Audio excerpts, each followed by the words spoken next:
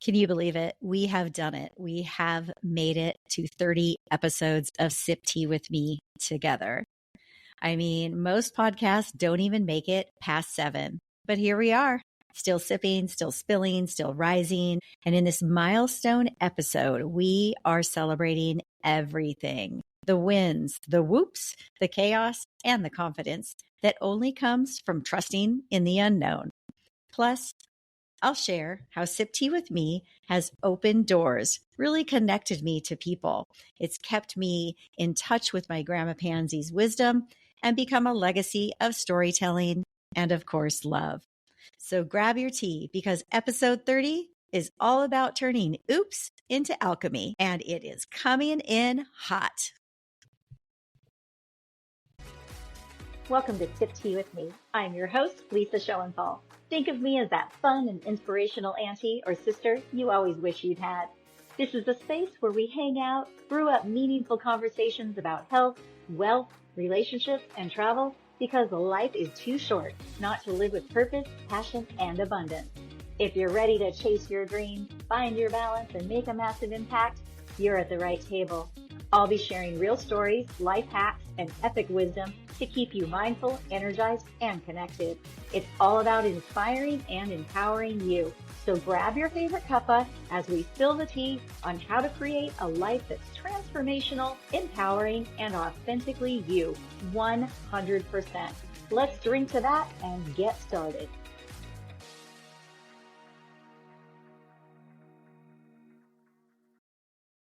Welcome back, gorgeous soul. Today is a big one. It's episode number 30. And here is the thing. This podcast has been more than episodes and microphones. It's been confidence built through chaos, taking a chance, leaping into something that I had no idea what I was doing. I have shared stories from the heart and connections that reach back to the wisdom my grandmother Pansy gave me. So today, like I said, we are going to celebrate everything, not just the shiny wins, but the mishaps, the unknowns, and the magic that came from all of them. So pour your tea and let's go ahead and dive in. Today, we are talking about building confidence, celebrating storytelling, and creating a legacy. It's really hard to build confidence when you are stepping into something that you don't know. You sort of have to just go for it. Confidence, it isn't just born, it's built. And here's what I know. You have to just take action. You can't be frozen in the fear. I knew for me, I had to share my story, and I had to start the podcast so that I could use my voice. It was all about not knowing what I was doing. I wasn't sure if I had the wrong mic, or if my intros were too long, if I had doubts about who was listening, who wasn't listening. Should I share that? Should I not share that? But my anchor and reminder mantra was this: confidence isn't born from perfection. It's built by showing up, by wobbling, and by trying again. So what do we do? How do we do this? Well, for me, and what I'd like to share with you, is that celebrating the oops is all about where the alchemy comes from. Failures weren't the end. They were the fire. I've had so many things that have fallen through, that have not worked out. I wrote the whole book, The Men We Meet, about relationships that didn't work, right? And I've had jobs that didn't work. I'm going to tell you about that later. But really, the truth is you just have to keep going. You have to know that when your plans are falling through and your collaborations aren't working and you feel like you're sort of off, those moments of self-doubt, that's your ego talking. Or maybe it's a real person. Maybe it's a voice in your life who has kept you down, who doesn't want you to be as powerful as you truly are. I mean, you have to ask yourself, would you even want to follow someone who has never face planted, who has never taken the chance?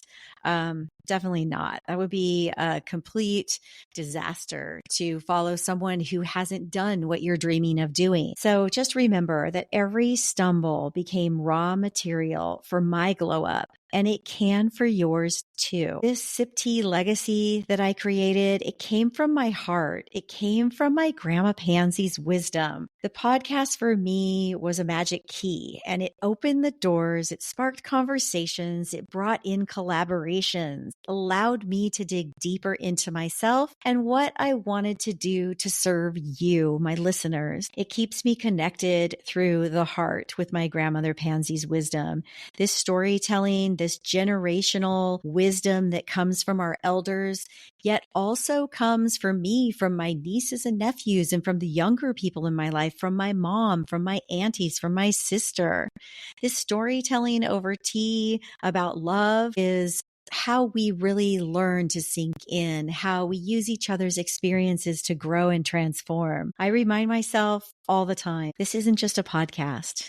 It's a legacy of that connection and storytelling that will live on and on and on, way longer than social media, way longer than any of our fleeting Instagram posts. You can always come back and grab wisdom from Sip Tea with me. After 30 episodes, a book, retreats, and plenty of faceplants, here's the biggest truth that I can share. Failure isn't the enemy. It is the invitation. Every stumble proves that you were brave enough to try. And here's the kicker. You don't have to do it alone. Surround yourself with wisdom, with cheerleaders who clap for you even when you wobble, who pick you up when you fall down, and with teachers who hand you the tools to rise higher than you thought you ever could. Put people around you who see your dream, or maybe see beyond your dream, and lift you to get there. Because when you combine courage to fail, and you trust in the unknown, and the right support system is around you, you don't just play the game. You elevate it. You shine brighter. You become unstoppable. I have right now 8 ways to find the right people to support you, because you're probably like saying, well, I don't know. Who are these people? Who are these people that are going to support my dream? And usually we look to the closest people around us, like our best friend or our family members. But really, we need to find the people who can really get us there. So here's 8 ways to find the right people to support you. First, follow the energy. Notice how you feel after being with someone. Are you drained or are you lit up? It sounds simple, but most people really don't give this enough credit. Seek out wisdom carriers. These are mentors, coaches, elders who've walked before you. This is what we were talking about earlier. These are people who've already done it, who have the knowledge that you need. This also helps you to make a really good investment. If you have to make a little financial investment, which I always suggest because I have coaches, I'm a mentor of a sorts, right? But I also have my mentors, and it's really moved the needle for me. Being in groups with the right people has really moved the needle for me, especially in the last year. I would never have this podcast if it wasn't for my Bold Action Collective and Jennifer Dragonette, who are my greatest cheerleaders and information gatherers and givers. And that leads into number 3, curating your inner circle. Curate your inner circle. How often do we clean out our inner circle? Just think of it as like cleaning out your closet. It's like not quite as easy as all that, because when we have people close to us, a lot of times we believe these are going to be our ride or dies. And it turns out that when we begin to step into something more powerful, or we begin to step into our dreams, sometimes the people around us get really uncomfortable, the closest people around us. And we have to just find ways to stay connected where it's important to us, but also make the space for a new curated inner circle. I found these people through my mentors and coaching programs. It was like a lot of networking for me to help find these inner circle people. You can also join aligned communities, which is what I was just talking about. You want to get to a retreat. You want to be in a women's circle. You want to get yourself to a mastermind, maybe a networking group. I have my eWomen group. My friends belong to groups like She Can and to Nabo, and just even like the young entrepreneurs group in your area. Or maybe you want to belong to your own association. Like we have associations of flight attendants, and then we have associations for my yoga group, my sound healing group. group. So in all the areas where I want to really grow and develop and learn and become inspired and empowered, I find the people again who are doing those things. Number five, find the cheerleaders, not the critics. So as I said before, this happens. And the hardest thing about really going out on a ledge and finding your way in something is knowing that the people who you think are going to be your greatest cheerleaders sometimes are your biggest opponents. I'm going to use the word opponents. I found this when I wrote my book. The people I really needed to support me were the people that were my greatest opponents to what I was doing. It took a lot to let go of that approval. It took a lot for me to question within myself, do I actually want to do this? I've talked about this in one of the other podcasts when I specifically talk about my book. We really have to decide, do I want to speak my truth or do I want to stay quiet and let myself get eaten from inside? So find those cheerleaders. If they don't clap when you rise, then they're not your people. They are not your tribe. As I said before, invest in teachers and tools. Growth accelerates when you invest in guidance. We also have ChatGPT. We also have Google. Like if you're saying, I don't have money to invest right now, how am I going to do this? I don't have the money. I mean, I've told myself a million times. I've never really, well, there's one time I regretted my investment. I won't talk about that right now, maybe on another episode. But generally, I am so stoked about my investments in my growth. And anything that accelerates, that always comes back to me tenfold. Number 7, look for shared values. Find people to surround you that are honest, kind, that have a sovereignty spirit. That matters more than any status. Real people, real authenticity, feeling really connected, being able to trust is going to really move the needle for you. And number 8, you have to be brave enough to walk away. You have to let go of the wrong people. Letting go of the wrong is going to make room for the right, as I said before. Open the space up, find the room. You don't have to completely cut people off. That's not what I'm saying. But you decide where you spend your time and how you feel with who and how you're using it. So the practical magic of all of this is a confidence reset. Let's do a quick breath practice. Just inhale and say to yourself, I trust the unknown. As you exhale, I rise with confidence. Inhaling, I trust the unknown. Exhale, I rise with confidence. Slow it down. Inhale,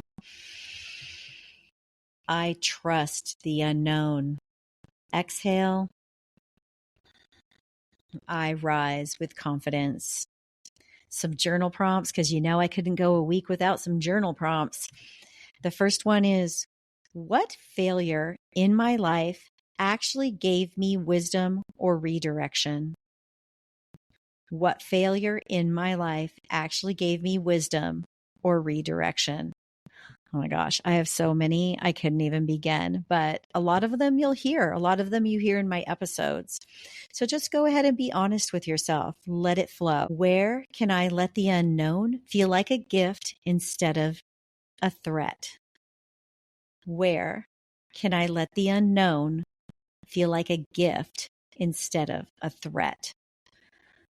Exactly. This is what I'm talking about. This is where the sweetness comes in, where you really start seeing where these places where you sort of stumbled or had fallen, there's a giant gift in those moments. And if we can redirect ourselves from the bruised ego portion of falling on our face, then we can really step into what the gift is and how we're going to use that new tool or superpower to really move forward and have some impact. And with that impact, what story am I creating and leaving as my legacy right now? So number 3 journal prompt. What story am I creating and leaving as my legacy right now? Okay, so that's it. The sparkle and gratitude has come into play. And that is a wrap for episode 30. Lean into that gratitude. That's where all the juiciness is. 30 episodes in, and we're just getting started. Thank you so very much for sipping and laughing and rising with me. You're the reason this podcast glows brighter every single week. If today lit you up, then hit that follow or subscribe button and drop a 5-star review or share this episode with your favorite soul sister. Because the more of us who glow, the brighter this world gets. And hey, head over to lisashowenthal.com to grab my free journal for self-discovery, check out the latest blogs, and learn more about my upcoming retreat with Leah from Australia, my retreat co-host, La Vida Sagrada, The Sacred Life in Mexico, October 31st through November 6th. I'd love for you to join us for this soulful transformational experience. If you are craving in person, if you are craving new sisterhood, if you want to build a community that is going to help you bring your dreams to life, get in person with us. This is going to be so epic. Until next time, go ahead and sip your tea and make it hot. And don't forget, I always want to hear from you. You can catch me on my socials. You can go over to my website and send me a note. You can call me if you have my phone number. I just want to know what's going on and what's coming up for you. I'd love to hear your faceplant stories. I'd love to hear your big old mistakes, but that kind of took you to those great ahas. Please share it with me, share it with each other. Until next time, just keep your tea hot, keep your heart open, and your sparkle unapologetic. With love, from Lise.